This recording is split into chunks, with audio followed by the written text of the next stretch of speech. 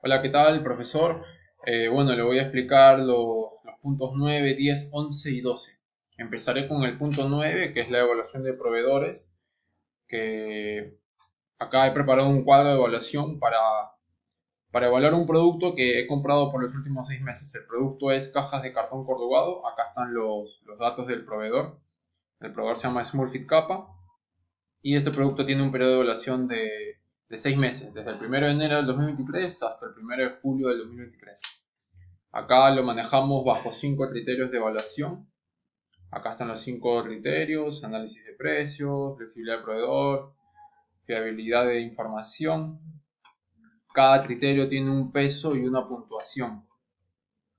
En este caso, el primer ejemplo de calidad de suministro tiene un peso de 20% y una puntuación de 4 puntos. ¿Cómo hallamos el resultado de ese criterio? Multiplicamos el peso por el peso con la multiplicación con la puntuación, en este caso 20% por 4 y sale un total de 0.8. Este mismo procedimiento lo realizamos con los demás criterios y bota un resultado cada criterio y sumamos todos los resultados obtenidos de acuerdo a los criterios de evaluación y te bota un resultado de 4.1. Esto quiere decir que sí ha pasado la, el periodo de evaluación, la prueba, ¿no? Es un buen puntaje. Luego seguimos al gestión de distribución, donde he colocado un diagrama de procesos logísticos, del paso a paso, ¿no? Cómo es el paso a paso desde el inicio hasta el cliente final, ¿no? Empezamos con lo que es la demanda, que es donde se escoge el cliente escoge la cantidad del producto, de los productos o bienes que desea comprar, ¿no? Luego pasa a los inventarios, que es donde se implica equilibrar los costos de mantener demasiado o muy poco inventario, ¿no? Donde se ve el stock también. Luego pasamos a lo que es compras internacionales, que es donde empieza todo lo que es la negociación del contrato, también donde se organiza el transporte y manejan las cuestiones aduaneras, ¿no? Luego pasa a las aduanas extranjeras, que es donde se importan bienes desde otro país, ¿no? Esto implica pagar los derechos de impuestos y cumplir con las regulaciones de importación. Luego pasa lo que es al paso de transporte internacional, donde puede ser por barco, por avión o por camión. Luego pasa lo que es aduanas nacionales, donde llega al país de destino. Deben pasar por la aduana de ese país para pagar los derechos e impuestos, ¿no? Y cumplir también con las regulaciones de importación. Luego pasa lo que es el transporte local, que es que una vez que los bienes han pasado por las aduanas, se transportan a su destino final dentro del país. Luego pasamos al almacén de materiales, que es el lugar donde se almacenan las materias primas antes de ser utilizadas en la producción. Luego pasamos a producción, que es el proceso de transformación de las materias primas antes de se transforman las materias primas en producto terminado, ¿no? Luego sigue el paso de almacén de producto terminado, el lugar donde se almacena ya el producto terminado antes de ser distribuidos a los clientes. Luego pasamos a las aduanas nacionales de exportación, que es donde se exportan los bienes, deben pasar por la aduana en el país de origen. Esto puede implicar pagar derechos e impuestos y cumplir también con las regulaciones de exportación. Luego transporte internacional, que es el proceso de mover los bienes desde el país de origen hasta el país de destino, ¿no? Luego aduanas extranjero, cuando ya los países llegan, los bienes llegan al país de destino, donde también implica pagar los derechos e impuestos. Luego pasamos al transporte local, se encargan de llevar ya el producto terminado al almacén del cliente. Y del almacén del cliente pasa a las tiendas en el extranjero, que eh, son los lugares donde se venden los productos a los clientes. y luego pasa al cliente final, ¿no? Que es la persona o la empresa que compra y utiliza el producto. Así es como son todos los procesos logísticos. En este caso, nuestra empresa suele exportar también al extranjero y este es todo el procedimiento que tiene. Luego pasamos a lo que es planificación de distribución, donde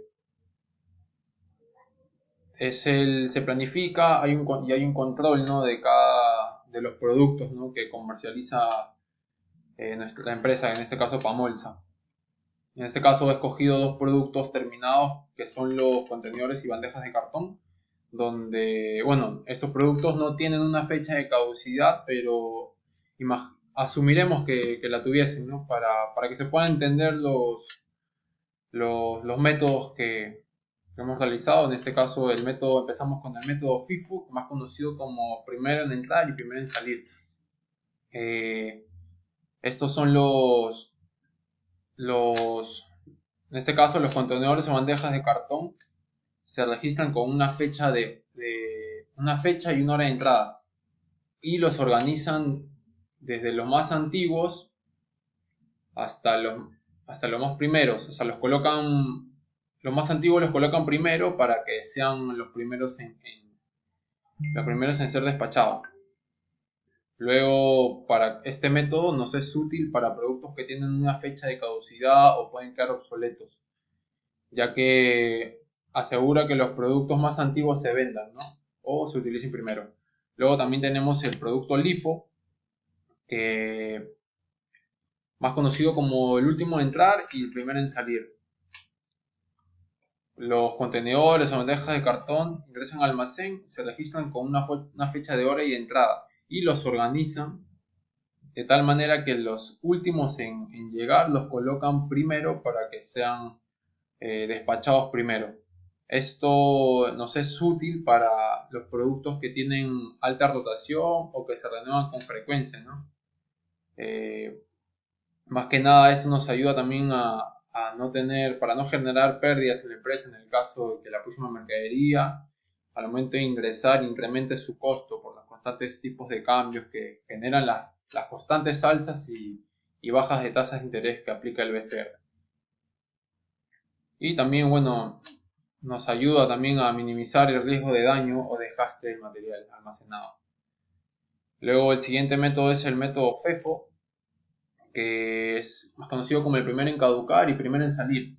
Se realiza de la siguiente manera: los primeros en entrar son los primeros en ser despachados, o sea, ni bien llegan ni bien se van. Y esto nos ayuda a minimizar también el riesgo de daño o desgaste del material almacenado, ¿no?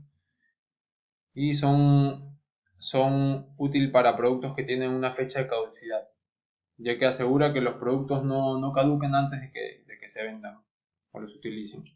Y por último, el cross-docking directo, que lo que significa es que ni bien cuando los contenedores o bandejas de cartón llegan al centro de distribución, se registran y con las mismas se preparan para su inmediata redistribución.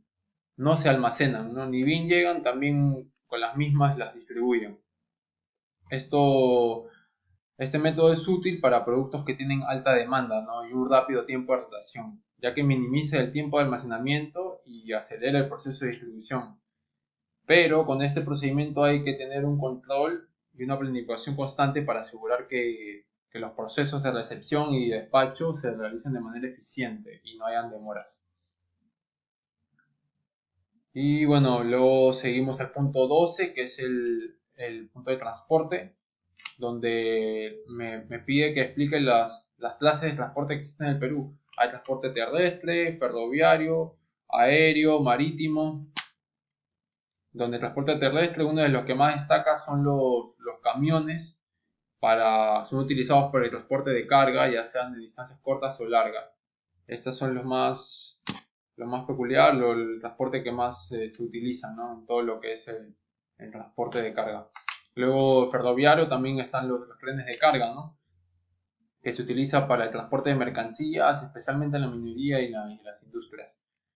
Luego también tenemos el transporte aéreo, que puede ser aviación comercial o privada. Tenemos las aerolíneas nacionales e internacionales que operan vuelos comerciales para el transporte de pasajeros y cargas entre ciudades y países. Pero este transporte suele ser a veces un poquito más caro, más costoso. Luego el transporte marítimo, que puede ser por buques de carga, donde los buques cargueros transportan productos a nivel nacional e internacional. Es uno de los transportes más solicitados. Y bueno, el transporte fluvial, ¿no? En caso donde hayan ríos navegables, también usan barcazas y embarcaciones, también para el transporte de mercancías y personas. La otra pregunta, ¿cuál es el transporte más recomendado para la empresa? Sería el transporte terrestre, que podría ser camión o ferrocarril, en este caso puede ser el tren. ¿Por qué? Porque es flexible, es accesible para llegar a diversas ubicaciones.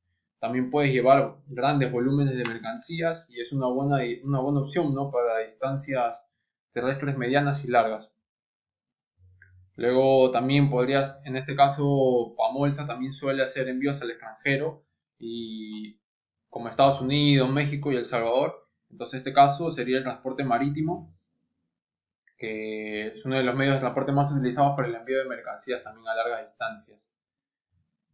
Y bueno, también por lo que es bueno para transportar grandes volúmenes de carga, ¿no? Y productos no perecedores. Los contenedores que hay en los barcos se cargan y se transportan a través de rutas marítimas. Luego me pide que explique las clases de transporte que existen en el mundo, ¿no? De acuerdo a lo visto en clase, tenemos los transportes terrestres, marítimos y multimodal. Transporte terrestre, que es el transporte terrestre, están lo que son las carreteras, autopistas, son los camiones, autobuses. Mayormente suelen usar los camiones en un 40%.